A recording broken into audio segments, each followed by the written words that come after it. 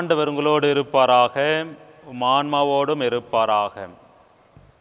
புனித மத்தேயு எழுதிய நற்செய்தியிலிருந்து வாசகம். அக்காலத்தில் 12 ஒருவனாகிய யூதாஸ் இஸ்காரியோத் தலைமை குருவிடம் வந்து, இயேசுவை உங்களுக்கு நான் காட்டி கொடுத்தால் எனக்கு என்ன தருவீர்கள் என்று கேட்டான். அவர்களும் 30 வெள்ளிக்காசுகளை எண்ணி அவனுக்கு கொடுத்தார்கள். அது முதல் அவன் அவரை காட்டி கொடுப்பதற்கு வாய்ப்பு தேடிக் கொண்டிருந்தான். புலிப்பற்ற அப்ப விழாவின் முதல் நாளில் சீடர்கள் இயேசுவை அணுகி வந்து, நீர் பாஸ்கா விருந்துண்ண நாங்கள் எங்கே ஏற்பாடு செய்ய வேண்டும் என விரும்புகிறீர் என்று கேட்டார்கள். இயேசு அவர்களிடம், நீங்கள் புறப்பட்டு நகருக்குள் சென்று இன்னாரிடம் போய், எனது நேரம் நெருங்கி வந்துவிட்டது, என் சீடர்களோடு உம் வீட்டில் பாஸ்கா கொண்டாடப் போகிறேன் என போதகர் கூறுகிறார் என சொல்லுங்கள் என்றார். இயேசு தங்களுக்கு பணித்தபடியே சீடர்கள் செயல்பட்டு பாஸ்கா விருந்துக்கு ஏற்பாடு செய்தார்கள். மாலை வேளையானதும் அவர் 12 பந்தியில் அமர்ந்தார். அவர்கள் உண்டு கொண்டிருந்த பொழுது அவர், உங்களுள் ஒருவன் என்னை காட்டி கொடுப்பான் என உறுதியாக உங்களுக்கு சொல்கிறேன் என்றார். அப்பொழுது அவர்கள் மிகவும் வருத்தமுற்றவர்களாய், ஆண்டவரே, அது நானோ என ஒவ்வொருவரும் அவரிடம் கேட்கத் தொடங்கினார்கள். அதற்கு அவர், என்னுடன் பாத்திரத்தில் தொட்டு உண்பவனே என்னை காட்டி கொடுப்பான். மானிட மகன் தம்மை பற்றி மறைநூலில் எழுதியுள்ளபடியே போகிறார். ஆனால் ஐயோ, அவரை காட்டி கொடுக்கிறவனுக்கு கேடு. அம்மனிதன் பிறவாதிருந்தால் அவனுக்கு நலமாய் இருந்திருக்கும் என்றார்.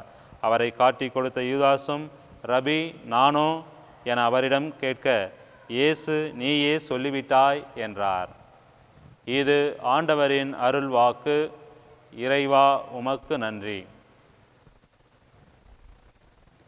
மானிட மகன் தம்மை பற்றி மறைநூலில் எழுதியுள்ளபடியே போகிறார். ஆனால் ஐயோ, அவரை காட்டி கொடுக்கிறவனுக்கு கேடு.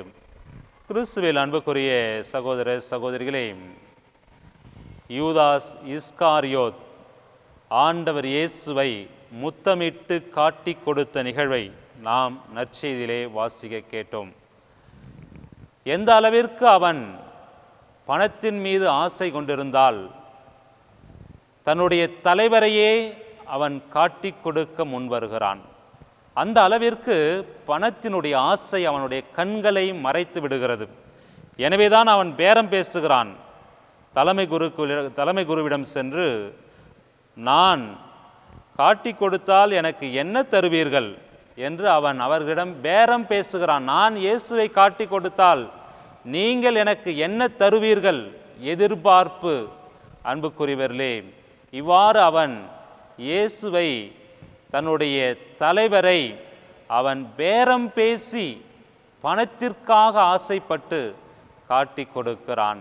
அன்புக்குரியவர்களே, கடைசியிலே அவனுடைய வாழ்க்கையினுடைய இறுதி நிலை என்னவாக இருந்தது? தான் செய்த குற்றத்திற்காக அவன் மனம் வருந்துகிறான். ஐயோ, என் ஆண்டவரை காட்டி கொடுத்து விட்டேனே, 30 வெள்ளிக்காசுக்கு ஆசைப்பட்டு நான் காட்டி கொடுத்து விட்டேனே என்று சொல்லி அவனுடைய குற்ற உணர்வு அவனை தற்கொலை செய்து கொள்ள அழைத்து செல்கிறது. எனவேதான் அவன் சென்று நாணுகொண்டு இறந்தான் என்று இறை வார்த்தை நமக்கு எடுத்துரைக்கிறது. எனவே அன்புக்குரியவர்களே, அழியாத ஆண்டவர் இயேசுதான் நம்முடைய உண்மையான செல்வம். அவன் 30 வெள்ளிக்காசை பெற்றுக்கொண்ட பொழுதும் அந்த பணம் அவனுக்கு மன நிம்மதியை கொடுக்கவில்லை. எனவேதான் அவன் தன்னுடைய உயிரை மாய்த்து கொள்கிறான். எனவே மன நிம்மதியை கொடுக்கக்கூடியவர் ஆண்டவர் இயேசு ஒருவரே. எனவே அந்த ஆண்டவரிடம் செபிப்போமா?